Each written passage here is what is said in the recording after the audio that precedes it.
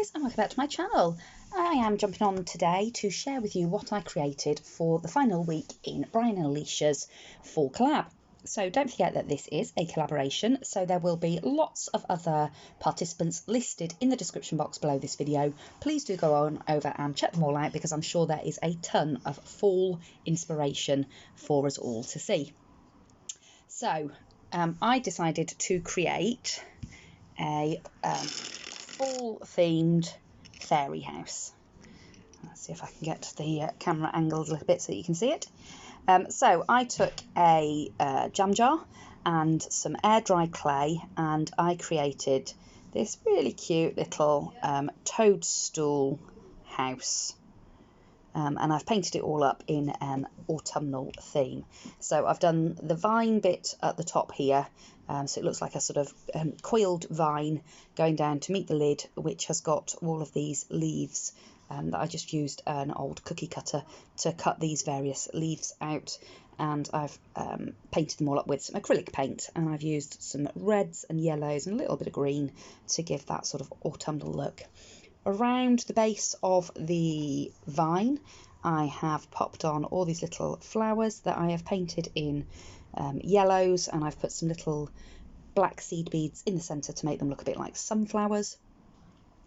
And I've used some of those down on the windowsills as well, and a few just on the top here, on the top of this mushroom porch. Yeah, and like I say, the leaves on the roof there. And then if I sort of tilt it to the side, you can see that I've made a little, looks like the shelf mushrooms, and I've done them for the windowsills, and I've done one, a bigger one for the porch over the door. And I've painted that up in red and white spots to look like a toadstool. And then again, I've put some of the leaves just over the top of that and a few of the flowers. And then off to the side, I have done a similar thing. I've done the little mushroom toadstool shelf things to create a little windowsill, and I've popped some flowers on top of that. I've made a little window and painted that in a darker brown with some holly leaves just above. Get it to focus. Obviously the whole jar is covered in the air dry clay as well, which I left quite rough to give it lots of texture, and then I've painted that in various different layers and done some dry brushing, and then I've done a bit of ink painting as well with some distress inks to give that a bit of age and texture.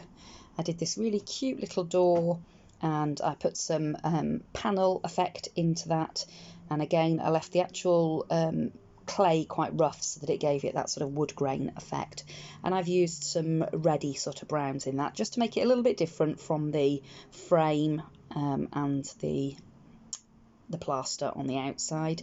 I've painted the hinges and the little door handle in some gold paint and popped a little gem in the centre of that. And as you can see, whilst the clay was wet, I did cut some actual windows into the clay, and what that means is that I've popped a little tea light, and you can probably just see the tea light shining in there. I've popped a little tea light in there, and that means that in the evening, obviously, you know, because you can take the lid off and pop new tea lights in, or just turn the tea light on, it means that it actually glows through the windows and looks like the fairies are home, which I thought was super cute. And I've done the same thing for the window on the other side, and then all down the bottom I've put some more of those lovely leaves, and again I've painted them up in this really super cute autumnal colour scheme, and I really love it. I think it's really cute.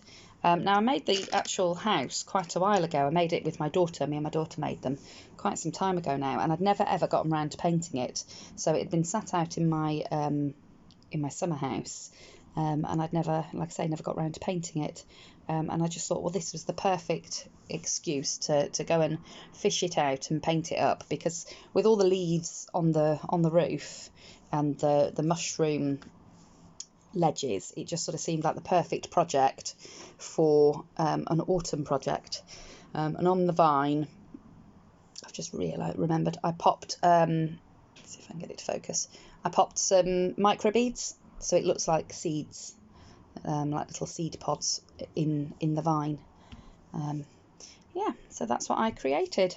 And like I say, I created the actual thing a little while ago, but I painted it all up over the weekend. And I had such a fun time painting this. It was such a lovely thing to sit and paint. And the beauty of it is you can just keep painting it. You know, if you're not happy with something, like I'm still not 100% certain that I like the painting on the vine there. I think it's gone a little bit dark. So I'll probably dry brush over that with a bit of light green again, just to make it pop again. And that's the beauty of painting with acrylic paints. You can just keep going over it until you've got it the way that you like it. But yeah, I'm really, really happy with that. I might even give it some matte varnish, a few coats of really good yacht varnish, like it, but in matte, and have it out in my garden. So I think that would be really, really cute. So that's what I created.